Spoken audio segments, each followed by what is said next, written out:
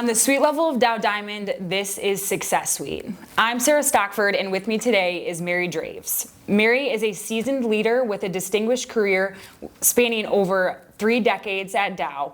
She's active in community service and is a volunteer with the Midland County 4-H for nearly 20 years. She's dedicated to different boards such as Nature Conservancy of Michigan and the Saginaw Valley State University Foundation. She's also a highly respected presence in the Midland community. Mary, welcome. Sarah, thanks for having me. It's really good to see you. Yes, thank you so much for coming on. I know you've been a big help with all the Success Suite stuff for me and just getting people on here, so I appreciate all your help and welcome being the second guest. Yeah, I saw your first episode. It was excellent. I couldn't have had a better start with Lisa Tarkington. Thank you. I know she's great. Yes. Everything she does is awesome too. So yeah, it's very, she's an amazing very nice. person. So if you haven't seen that episode, I highly recommend you go and take a look at it. Thank you. Yes. Yeah, we're super excited about it and kind of starting this series and hopefully having 12 out by the end of the year. So, you will. Yeah. Great. Well, cool. Well, thanks so much for coming on. I think even just kind of kicking it off and going through all the different buckets that you do. I know you're very involved in the community. You've lived here your whole life. So even just starting off, how do you juggle all of those different things? Like what's your passion behind it? Well, you were listing a few things off in the introduction, and I'm like, oh, goodness, I do have a few things going on. I quit working full-time. I say this a lot to people. I didn't retire. I stopped working full-time about 3 years ago, and one of the things I said I needed to do was just kind of go explore some more things.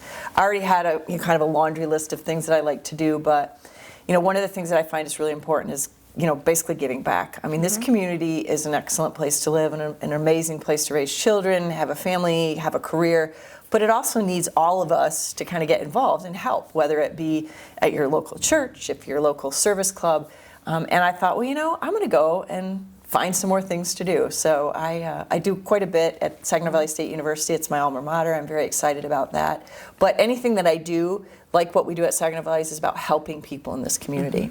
And for me, that's an extremely important piece of who I am going to be moving forward, is how do we do things that help the community grow, help people succeed, help students succeed, or organizations succeed. Yeah, and you make a great point too, and I think even just selfishly for me, like getting involved in the community. I just moved back about 1.5 years ago. So even just for young professionals kind of as a whole, what's some advice that you would give us getting involved in the community, whether it's volunteering, networking, where are like some resources we can find, and what advice would you give? First of all, I'd say we need you. Yeah. This community needs you. We need that youth and vitality, right? Yeah, if you absolutely. think about, I'm a 4th generation family member here. My grandparents came here, my parents, and now here we are, great-grandparents, grandparents, my family, and then here we are, my husband and I, and we hope that our children will also, give back to their community the same way. I think that there are tons of opportunities for you here. I think about the young professionals group at the MBA, right? What an amazing group of people that go out and they really get engaged in their community. First they learn, and then they figure out where they can have impact. So my advice to anyone who's listening here, or any young person is, what are you really excited about? I have a really good friend of my daughter's who is in robotics, right? She's an engineer. She was a robotics person when she was in high school, and guess what? She's now volunteering in the robotics program, which in Midland is huge. That's great. Right? So there's lots for you to do. Get involved. Get involved. So really just finding your passion and then kind of running with it. That's great. I kind of want to run it back though to your time at Dow even too. You've obviously been in Midland, you've been at Dow for over, like I said, over 3 decades. What kind of was that like, even kind of working your way up through the ranks at Dow? Was there ever too like any challenges that you kind of faced? If there was scary or intimidating moments, do you think back and have any advice or things that you would change about that time, or was it kind of an easy path up? How did that look? No, nothing's ever easy. I figured it might not be, but you never know. Maybe it was a breeze. So I started at Dow as a technician on the lab bench. I happened to work, my parents own a business here in town, my husband and I do also, and I happened to be working one day, and a gentleman came in that worked at Dow, and he said, have you ever thought about coming to work for us? And what was my first question? And I've told my kids this. I asked them, how much does it pay? Because when you work it's a great question. Especially when you're young. You work for your family business. And for those of us who own family businesses, we know a lot of times you work to eat, right? You work to pay the bills. For free. Yeah. But so I said, oh, I've never thought about that. And so he sent me a packet in the mail, and I was offered an internship, and so began my career at Dow. I was going to Michigan State at the time. It became too big for me, and about halfway through my second year, I said, I'm kind of done with this. And I came back, which was an extremely difficult decision to make, but I came back to Midland, and I said, well, I'm going to come and work at Dow as a co-op, and I went to Saginaw Valley part-time. So the one thing I think about working at Dow is they have a tremendous amount of opportunity. Lots of different jobs, lots of different ways to learn. So I took it upon myself just really to learn. If there was one thing that my parents were really good at, and their piece of advice was, use your mind. Use your mind to understand things, and opportunities will come.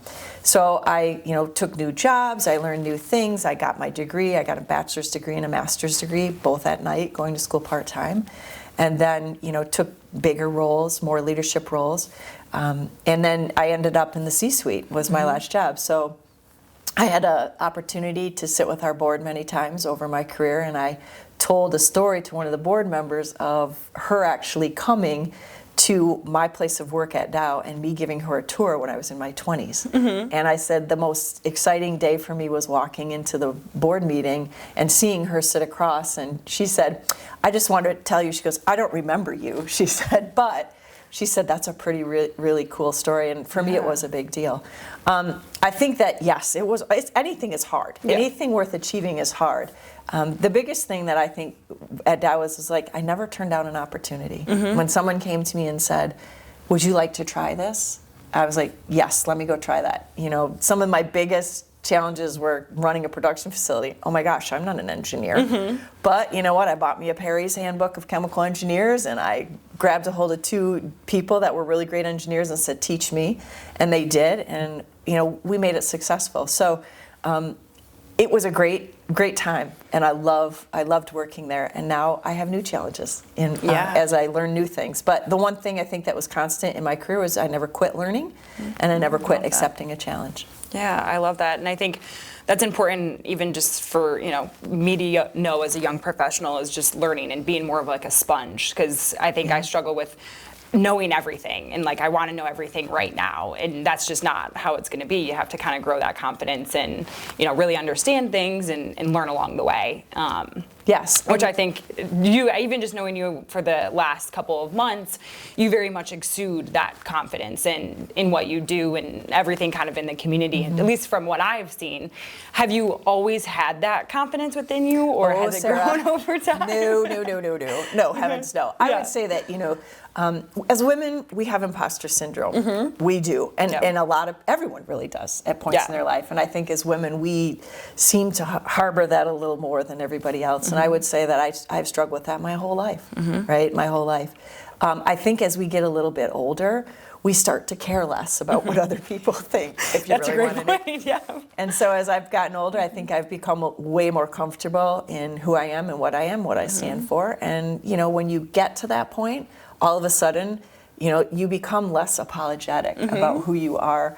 You also, you're like, hey, this is me, I'm cool with it. Yeah. And I think in my 20s versus maybe I'm in my 50s now, it's a very different person. And that's just really part of the continuum of growth. Yeah, because I think even, and for me and hopefully, young people watching or in Midland too, I guess as we grow older, I've noticed too, even just as I get to 30, I'm like, okay, I am starting to care less especially about what other people think. It's like, whatever, I'm going to continue to do me.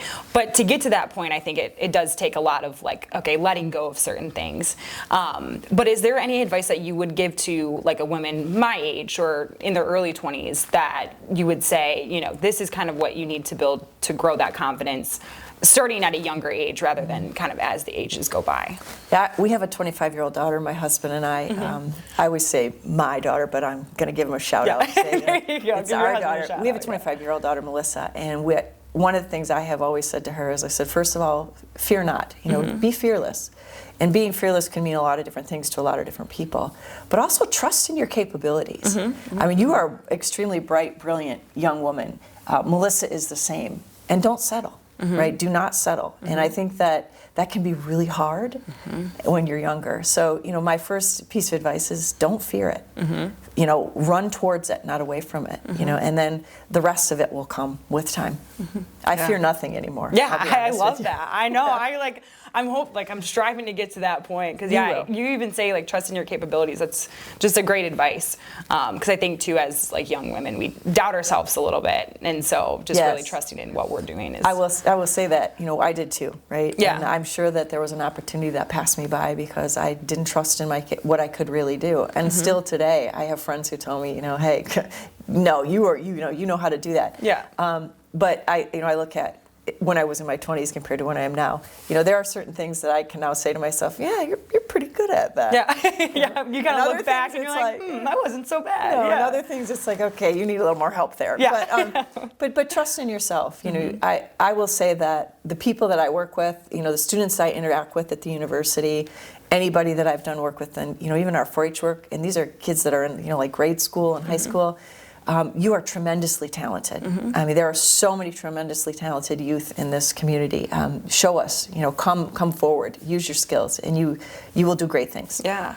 That's great, and I think that's great advice for the youth. And I think sometimes we need that, especially with the world we live in and social media, and a lot of people comparing themselves and different things like that. But we all get a little too much FOMO, and we all compare ourselves to everybody. I mean, as far as I'm concerned, we should just all take our phones and throw them away. Social media, and we have to write letters again and start calling, dial to call people. And, what an interesting concept. Yeah, right. Throwing it around all the way back. Yes, I love it. But just even bringing it back to the community and the young people in the community. I think one of our biggest things just as a community as a whole is to retain these young professionals here in the community. So when I know besides family, what kind of made you stay in Midland for so long? Well, my husband had a business here, right? We had capital on the ground, and I mean, I think just kind of practically speaking, it was not really something that we wanted to do was move because he had roots here. I mean, we had a very thriving business, and we didn't want to go. We have always had our families here. That's very important to us. I mean, we've both been outside the community, sometimes for short periods of time, sometimes for extended periods of time. So we've seen what other places are like. We like it here. We like it here. I'm super happy. Both of my children have decided to, take residence in other communities for a while.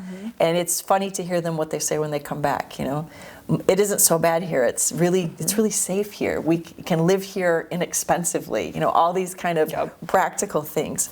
For us, it also is really nice to be here. As my parents are here, my mother-in-law and father-in-law are both here, and it's really nice to have them.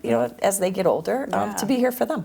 Yeah, and have that family support too. Absolutely. Yeah. I'm just like your kids in the way of I moved away, then I moved back, and it is almost just like you almost have to leave to appreciate it more. And so, like you said too, my family's here, and it's slower pace, but it's really nice, like just to be around family and to make your own community kind of here. It is not downtown Chicago. No, it's not, right? Not by any means. No, but Chicago's a short drive away, as is the MBS airport, Detroit airport. I mean, if you want action, you can get there in a weekend in a couple of hours. And then fly back and live here inexpensively, spend your money on the weekends. And it's a wonderful place to raise children. I have 2 really wonderful kids that were both raised here, and they're no worse for wear. Yeah, yes, it sounds like it. Sounds like they're great people. So another thing too that I kind of wanted to dive into that I did with Lisa a little bit as well, just how kind of you're shaped and being in this community. Selfishly, I'm looking for mentorships and mentors that can kind of guide me through my career. Any advice for a young professional like me or just anyone in the community that's looking for mentors, or how was your process when you had mentors during your time in your career? Yeah, I mean, I've had a bunch of different people that have mentored me. Frankly, my folks, my parents, they've had tremendous experience, and they give you a whole skill set that you never realize until you're probably it's way too late kind of thing. But I think one of the things that I have found is the networking and getting to know people. You will gravitate towards people that are helpful to you in your career or in your growth. I had that at Dow too. I had some really great mentors. You may know a few of them that helped me, be able to kind of sort through the best path to follow, or where can I apply my skill sets for the best maximum outcome. And I still talk to those people today. Number one piece of advice: go talk to people, right? Just go talk to people. That for some people can be really hard. This morning, we were both at the NBA Wake Up, and a young man, probably 7 years old, came up and asked me if I wanted coffee 3 times. I don't drink coffee, but I thought, there's a guy who's going to be a great little networker someday because he had the courage to come up and actually start a conversation with somebody he doesn't know. That's part of the issue, too, with finding good mentors is, having the courage to pick up the phone and say, hey, I saw your profile on LinkedIn. I'd really like to come and talk with you. So just try it. Just reach out and try it. People, when you do that, I will tell you, I'm extremely flattered when anybody calls me and says, can I talk with you about something? I had a colleague, I was at a meeting this week, and a colleague, someone who's well along in their career, my age, said to me, I want to reach out to you. I need some advice. And when people do that, people really are receptive to it. You just have to do it. And I think that's the biggest thing. Pick up the phone, go to an event, get outside your box, fear not, go forward. And you'll find that it'll open lots of new world for you. Yeah, I love that. I think it's, and kind of naturally you'll be drawn to people, like you said, just talking to a plethora of people. You'll kind of find what fits for you. And I'm sure in your role, and now, you probably talk to all kinds of people. Oh, I do, and it's really cool because like I said, even moving back like a year and a half ago, I didn't really know anybody like here because I'd been gone for so long, and so it had been kind of, restarting. But that was the fun part, that I got to like talk to everybody and figure out, who I want to, what circles I want to be in with, and the people that I want to connect with. So, it's been very fun. Good. I've been very lucky. I'm glad to hear that. Yeah. Well, thank you so much for coming on, Mary. This has been great. My pleasure. And I loved having you here, and thank you so much for all your help with this. Well, thank you, Sarah, and for all of you watching, please share this with your friends. This is a great way to get to know people, and I know Sarah's going to have another 10 or 12 really great guests, so stay tuned. Thank you so much. Thank you.